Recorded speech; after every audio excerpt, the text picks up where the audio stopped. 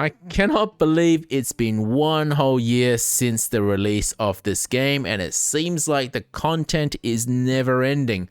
Every day I'm making videos for this game, and it has been an honor for me to be your top YouTube English channel for this game. Today, we're going to cover the event information for the first anniversary fest. We're going to take a look at the value bundles. We're going to look at the new Pokemon, but unfortunately we don't have a lot of information about them yet, but there are some interesting points. And which area you might want to go for this event. Welcome back to another Pokemon Sleep video. It's Bro Vinny here. Starting next week, 15th of July, we'll have a 2-week long event. That includes these Pokemon, the Gen 9 starters, Fuecoco, Sprigatito, and Quaxly. Now, if other games have taught me anything, is that new releases, especially at Anniversary, tend to be quite a strong power creep. But I do have faith that Select Button will be able to balance this well enough so that it doesn't seem like everything else we've caught in the past will be useless, as they've done a pretty decent job in the past to make sure all the Pokemon are relatively useful in one way or another, except Umbreon. Now, this video just can't be comprehensive with regards to the first anniversary festival, and that's because they haven't given us all of the information yet. In fact, they're saying that in the first week of the anniversary, they will continue to announce new things about Pokemon Sleep. So after the maintenance yesterday, we had an announcement to tell us that there's going to be an announcement today.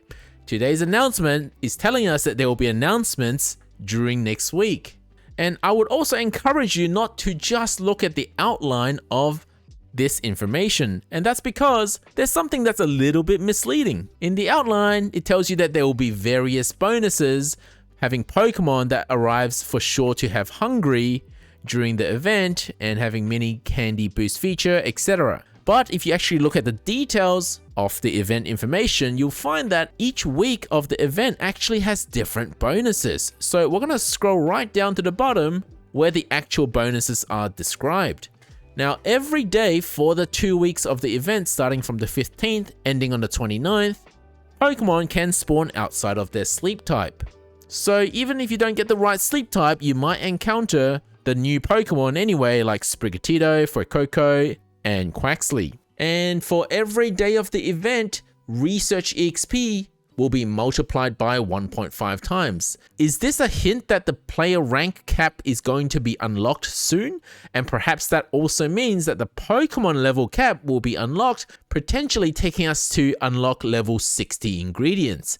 And depending on how well berry strength scales, level 60 ingredients may become the meta. But I think there might still be a lot of work to do before level 60 gets unlocked, because level 60, as you should know by now, is a lot of ingredients for any Pokemon. So without concurrently unlocking the pot size cap and perhaps several new dishes that require more ingredients, it's hard to see how level 60 is actually going to be balanced when we get so much more ingredients. And then every day for the 14 days of the event, we're going to get a thing called a Dream Gift. Now, this Dream Gift is a set gift for every account, so it's not randomized.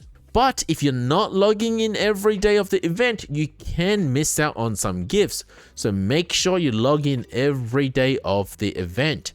Now, I'm pretty excited to see what the Dream Gift is, because for an anniversary, I'm not really seeing any serious bonuses or gifts that the players are given. So I'm hedging my bets that hopefully Dream Gifts are going to be very valuable items, maybe a few skill seeds. And additionally, only for week 1 of the event, you will get 1 extra hungry Pokemon every day. And usually that means the first sleep session. So if you do a nap, it will arrive as an extra hungry Pokemon for the nap. Unless you're a night shift person, of course, then it would be whatever your first sleep session is for that day. For week 1, we're going to get a buff for Skill Specialist, because skill trigger rates are going to be increased by 1.5 times. So we're talking about your healers, your charge strength M or S, maybe even Dedenne. So having a full team of Dedenne on Monday morning might actually make sense to try and get your first meal to crit, especially if you've been running Expand Pot the day before on Sunday to build up the pot size. Now, week 1 of the event only happens in Greengrass Isle. So all of this will happen at Greengrass Isle because that's just what the game says. The game wants us to be at Greengrass Isle for week 1. So don't go anywhere else on the 15th of July. But after that, in the second week of the event, now we can all spread out to areas we might want to go to specifically hunt for certain Pokemon. Because event bonuses will apply to all areas, but the bonuses are different for week 2. We will still get the Dream Gifts and the Research EXP multiplier, but instead of Skills Specialists getting a boost, for week 2, Ingredient Specialists are getting the boost because Strength from dishes will be multiplied by 1.5 times. Which, by the way, also makes the strategy to expand pot and using Crit Team in the Monday morning after a useful strategy because dishes are stronger. So anything you do that would normally strengthen your dish and cooking would be even better. And for the second week of the event, we can use the mini candy boost, and this feature is the same as it has been in the past. You'll be trading 4 times the Dream Shard in order to use 1 candy to get 2 times the EXP. Just to clarify, what that actually means is you're spending 2 times the Dream Shard to get 1 free candy. And it's best to use it on Pokemon that have low level because then the Dream Shard cost will be less. Also good for using this feature on Pokemon that usually have hard to find candies like Absol, Heracross, or maybe the Pokemon just requires a lot of EXP to level up like pseudo legendaries, etc. And then just like the growth week, the number of candies that we get from sleep research will be times by 1.5 and happens once a day. Now the verdict on whether to nap or not regarding this is still up for debate. And that's because if you take a nap, well, your nap, maybe say 2 hours, is going to be a very small drowsy power relative to your long session. And a small drowsy power means usually worse sleep style spawns. And that usually also means less candies. But the thing is, when you do 2 sessions in a day, typically you would get more candies overall than if you were to just do 1 session, even without this bonus.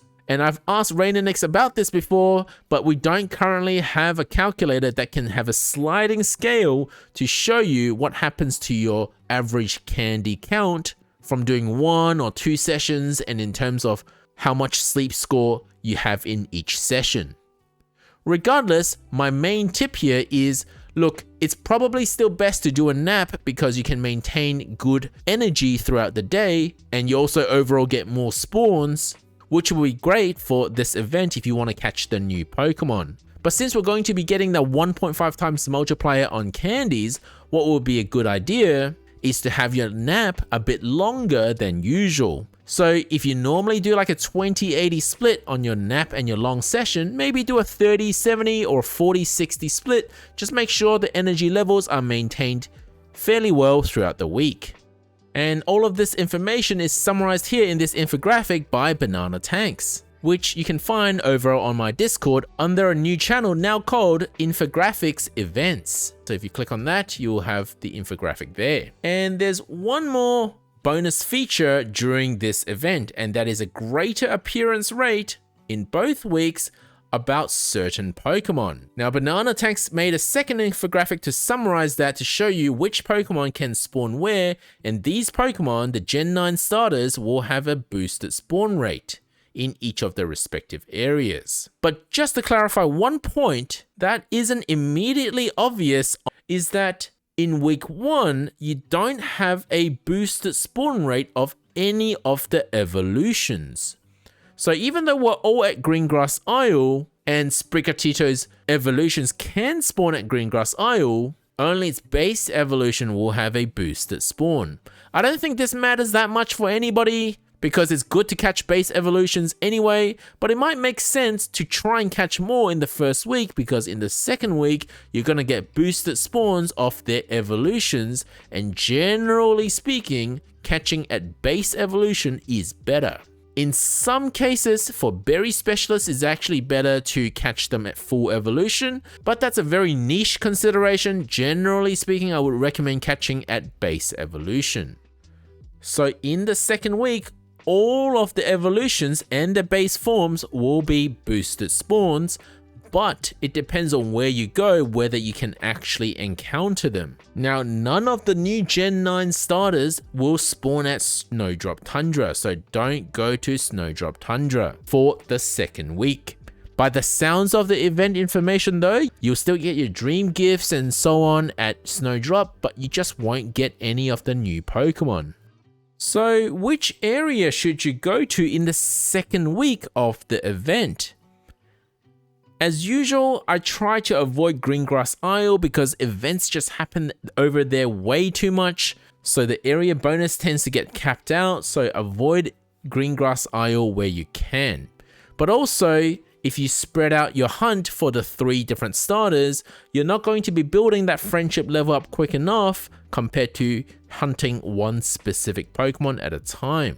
So my personal recommendation is actually hunt for Quaxly either at Cyan Beach and at Lakeside. But particularly for new players, I would recommend Cyan Beach rather than Lakeside, not only because that Cyan Beach is easier to rank up so you get more spawns, but also being able to encounter Fuecoco means that you'll have a bit of a head start to start building your team for Taupe Hollow. Again, we don't know the specialty of this Pokemon yet, so this recommendation should be taken with a grain of salt.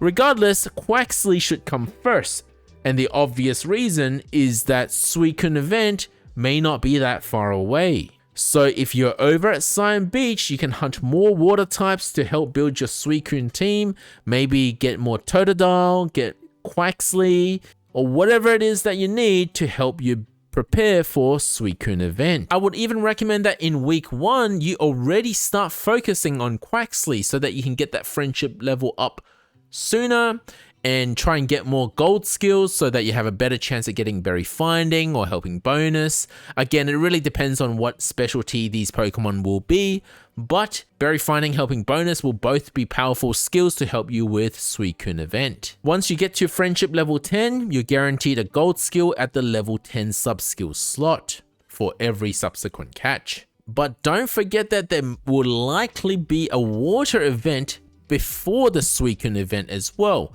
where water types will get boosted spawn rate and higher shiny chance. So even if you get a really good one during this event, during the anniversary event, you might want to hold out a little longer before you invest all your resources, because you might get an even better one during the water event.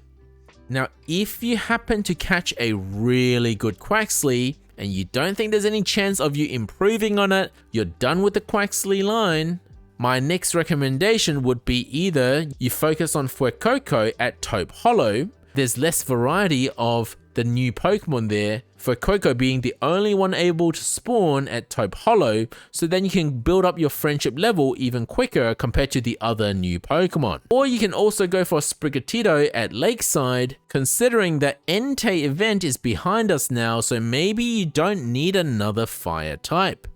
Although whether these Pokemon will actually maintain the water, fire, grass type throughout their evolutions is still a mystery. In fact, there's a lot of theories going around that Fuecoco might fully evolve into a ghost type from a fire type. And that's because almost all fire types in the game right now are snoozing sleep type. But for some reason, once Fuecoco reaches the Skeledirge evolution, it changes to dozing sleep type, which is consistent with a ghost type spawn. Now, this is not confirmation, but it certainly is weird unless Skeledirge is a ghost type.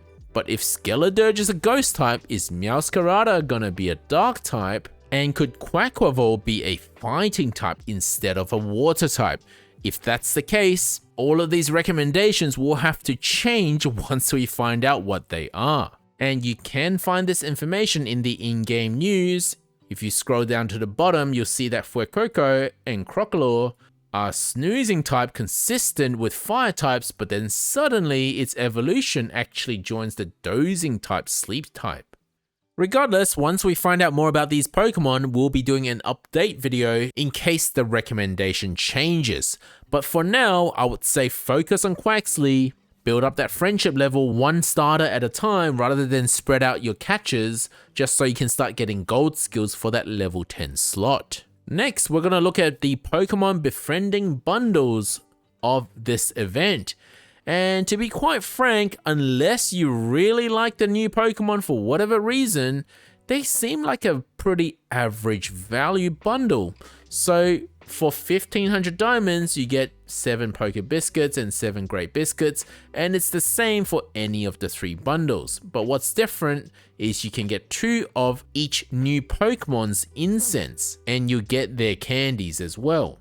As usual, I've done a simple value analysis. It makes a lot of assumptions, but I try to keep it pretty consistent between my value analysis across different bundles. In the anniversary bundles, it looks like we get about a 34% discount based purely on the value of diamond cost in the shops. Now, you may value these things differently to me or to other people, but one thing that could be a little bit more valuable to you is that the Quaxly bundles will come with Quaxly incense, which you might want to use for the Suicune event to give you more Suicune mains. So just for this limited time before the Suicune event, I value Quaxly incense just a touch more than the other 2 incenses. But otherwise, you will be able to get some of these incenses via the event missions as well. So you can just save those incenses for the next legendary event. Let me know in the comments section below how you'll be utilizing the different bonuses throughout each week and which area you'll be going to for the second week of the event. Thank you for watching, guys. Don't forget to like and subscribe, and we'll be back at this once we get more information about the 3 new Pokemon.